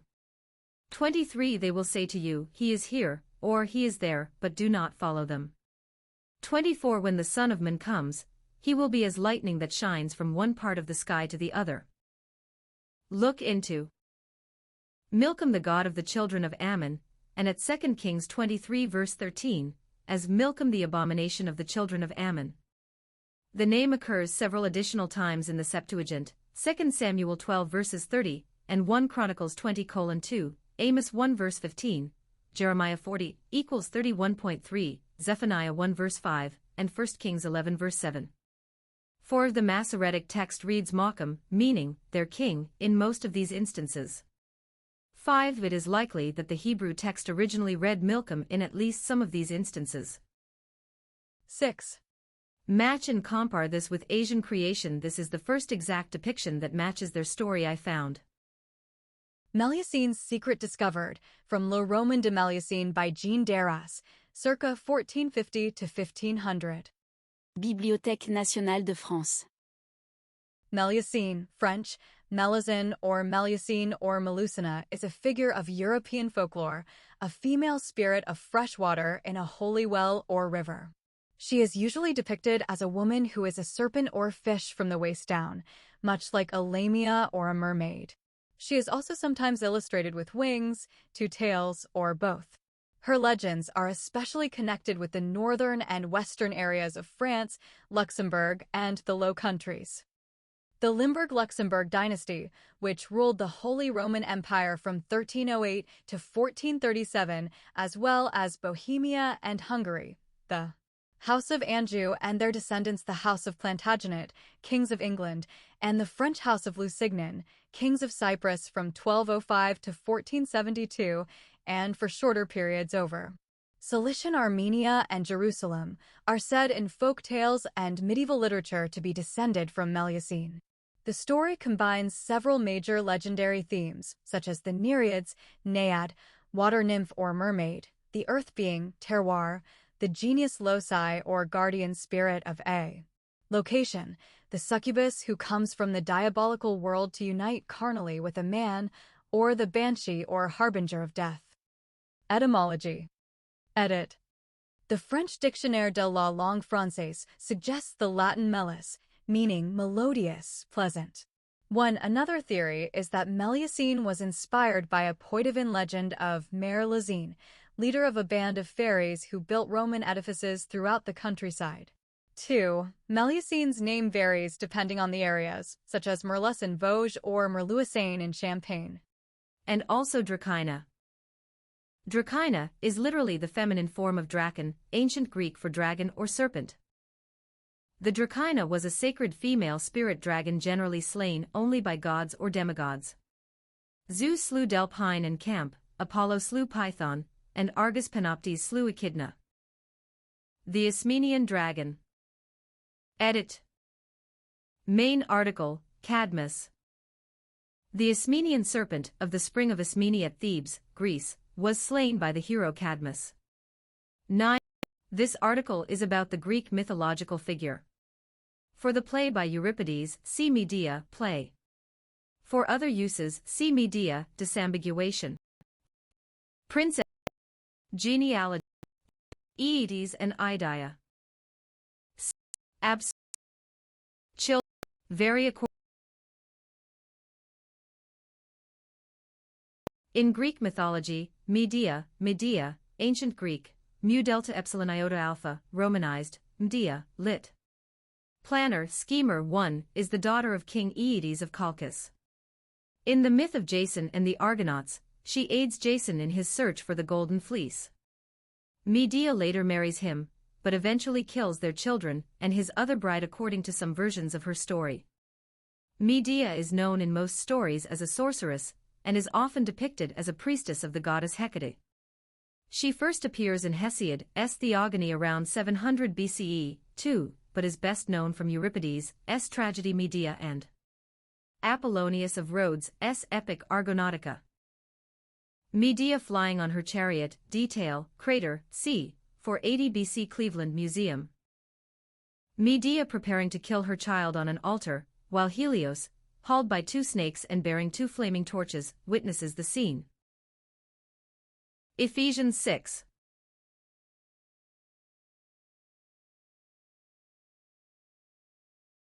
For our struggle is not against flesh and blood, but against the rulers, against the authorities, against the powers of this dark world and against the spiritual forces of evil in the heavenly realms. Is the language Coptic the tongue of fire? Side note bull. They believe that bulls belong to Epiphas, 21, and for this reason scrutinize them as follows. If they see even one black hair on them, the bull is considered impure. Referring to food source. Herodotus, The Histories, Book 2. They may not sacrifice cows, these are sacred to Isis. That's a fascinating concept. If we consider reality as being shaped by consciousness and thoughts, and our experiences and feelings as exchanges within a dimensional realm, the idea of encountering an older version of oneself from the future could have several intriguing purposes. Self-reflection and growth. Seeing an older version of yourself might serve as a powerful tool for self-reflection. It could provide insights into your future self's experiences and choices, helping you understand the trajectory of your life and encouraging personal growth. Guidance and wisdom. Even without remembering specific words, the visual encounter could impart a sense of wisdom and guidance. The mere presence of your future self might inspire you to make decisions that align with your long-term goals and values. Validation of choices. This experience could validate the choices you've made so far. Knowing that your future self exists and is capable of traveling back might reassure you that you're on the right path. Motivation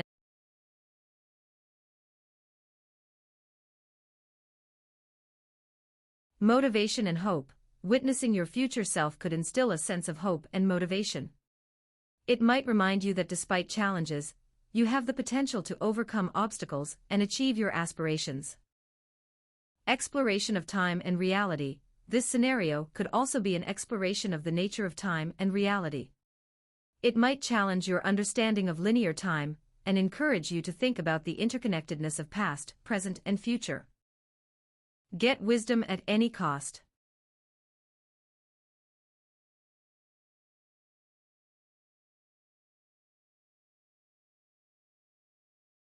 For listen, my sons, to a father's instruction, pay attention and gain understanding. 2. I give you sound learning, so do not forsake my teaching. 3. For I too was a son to my father, still tender, and cherished by my mother. For then he taught me, and he said to me, take hold of my words with all your heart, keep my commands, and you will live. 5. Get wisdom, get understanding, do not forget my words or turn away from them. 6. Do not forsake wisdom, and she will protect you, love her, and she will watch over you. 7. The beginning of wisdom is this, get a wisdom. Though it cost all you have, b. Get understanding. 8. Cherish her, and she will exalt you, embrace her, and she will honor you. 9. She will give you a garland to grace your head, and present you with a glorious crown.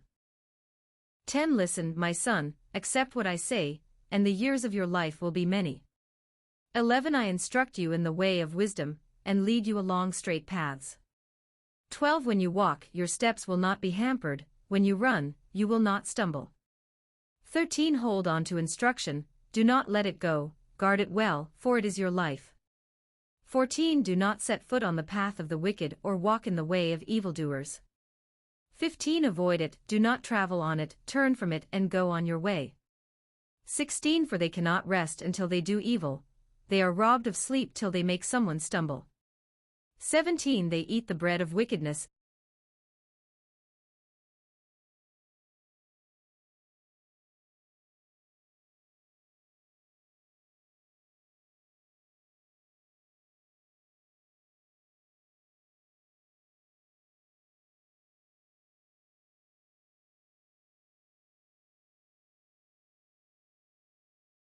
And drink the wine of violence. 18. The path of the righteous is like the morning sun, shining ever brighter till the full light of day. 19. But the way of the wicked is like deep darkness, they do not know what makes them stumble. 20. My son, pay attention to what I say, turn your ear to my words. 21. Do not let them out of your sight, keep them within your heart. 22. For they are life to those who find them, and health to one's whole body.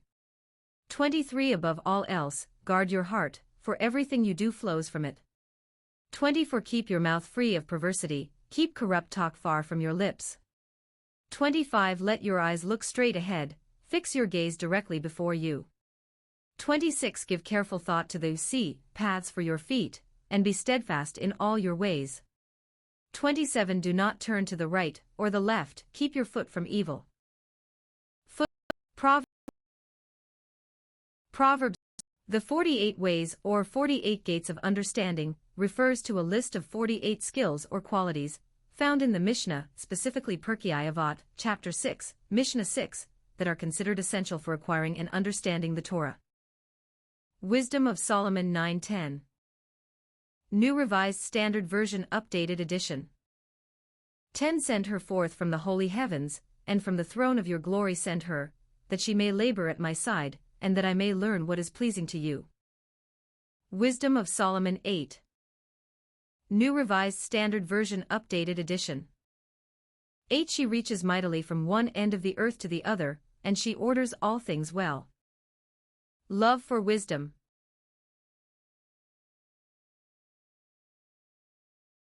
2. I loved her and sought her from my youth. I desired to take her for my bride and became enamored of her beauty. 3. She glorifies her noble birth by living with God, and the Lord of all loves her. For she is an initiate in the knowledge of God, and an associate in his works. 5. If riches are a desirable possession in life, what is richer than wisdom, the active cause of all things? 6. And if understanding is effective, who more than she is fashioner of what exists? 7. And if anyone loves righteousness, her labors are virtues, for she teaches self-control and prudence, justice and courage. Nothing in life is more profitable for mortals than these.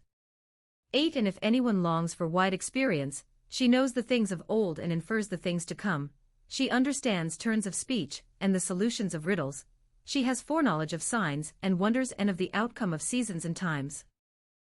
Wisdom indispensable to rulers.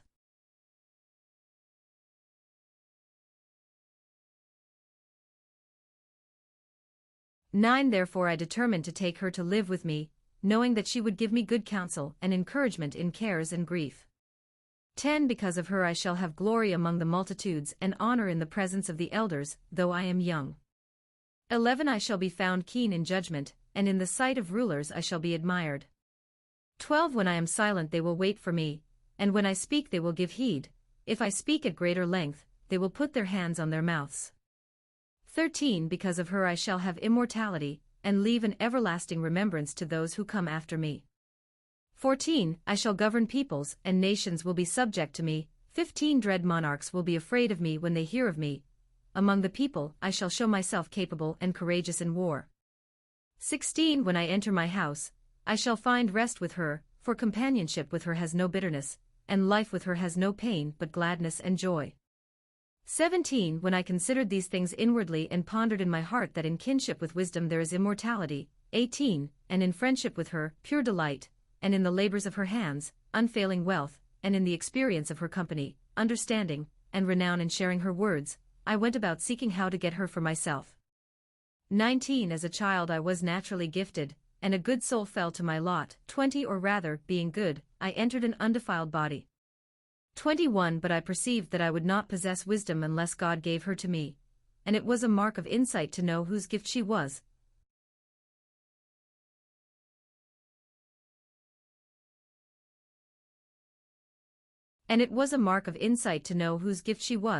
So I appealed to the Lord and implored him, and with my whole heart I said, The nature of wisdom. There is in her a spirit that is intelligent, holy, unique, manifold, subtle, agile, clear, unpolluted, distinct, invulnerable, loving the good, keen. 23. Irresistible, beneficent, humane, steadfast, sure, free from anxiety, all-powerful, overseeing all, and penetrating through all spirits that are intelligent, pure, and altogether subtle.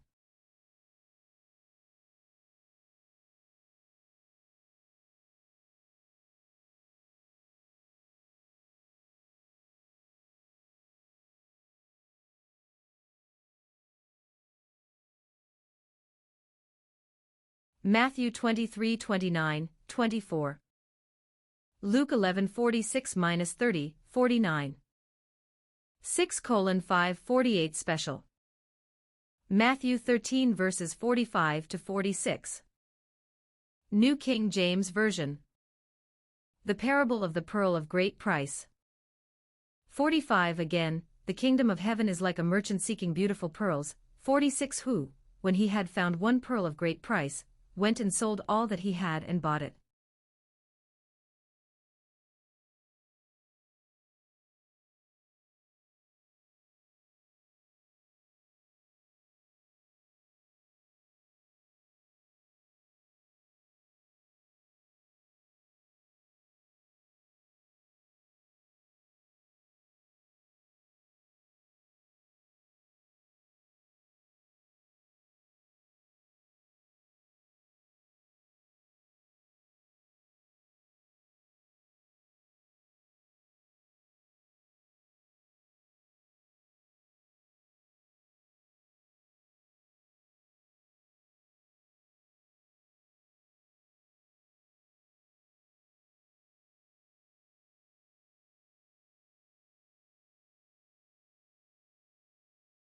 Kabbalah teaches that the 48 prophets correspond to the 48 supernal sources of blessing.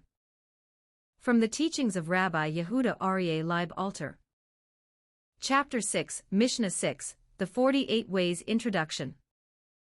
What, or is there a point being made by the choice of clothes and color of clothes? Can it hint to time and relation? If so, why is this important to look back? I wonder this for all aspects by as coming across page 84 in Angels and Demons book. I wondered as they mention the monk. Monks wore white before in BC, then add white, brown, red. Mix then the Dark Ages 1100 to 1600 they only wore black as the churches banned colors for other public members' usage or other religions, i.e. white, gold, red. Is this encounter true? The farmer page 84. If so, is it the same one as Tyler saw who worked at NASA? Unsure. ID seem to match. Physically not my topic for here, but making note.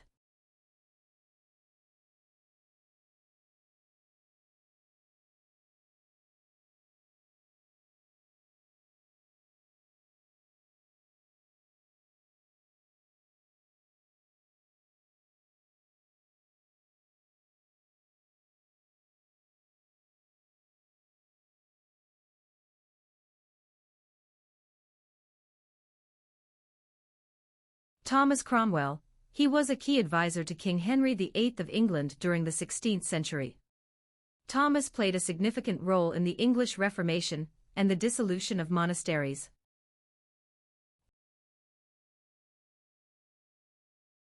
Now to see if the moon cycle or timing has anything to hit towards. Likely not as well. I'm sure others have done this too, but I have not, and do not just trust others on that. The four evangelists, Matthew, Mark, Luke, and John, are each traditionally associated with a specific animal, Matthew with a winged man or angel, Mark with a winged lion, Luke with a winged ox, and John with an eagle. Here's a more detailed breakdown. Matthew, represented by a winged man or angel, symbolizing his Gospel's focus on Jesus' human lineage and incarnation. Mark, represented by a winged lion, symbolizing courage, royalty, and the roaring of John the Baptist in the wilderness, which is the beginning of Mark's Gospel. Luke, represented by a winged ox, symbolizing his Gospel's focus on Jesus' sacrificial and priestly role. John, represented by an eagle, symbolizing his Gospel's focus on the divine and the Word of God becoming flesh. Leviticus 20 verse 27. A man, or a woman, who is a medium or spiritist must surely be put to death. They shall be stoned, their blood is upon them. Doesn't make sense. Edo be written by Moses considering himself and his brother Aaron something else in there. When was this written, and does it have to do with the redesign of the original plan before they turned it to one for all but not in favor of the one over all?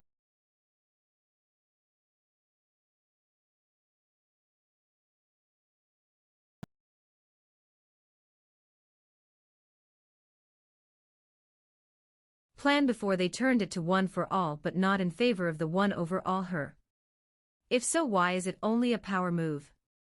Is there reason behind it, a long-standing deal or agreement? If that is so, what is it entailed, and why the book of Leviticus, also known as the third book of Moses, constitutes the third book of the Torah, or Pentateuch? Like other books in the Torah, it is traditionally attributed to Moses and has a direct connection with the book of Exodus.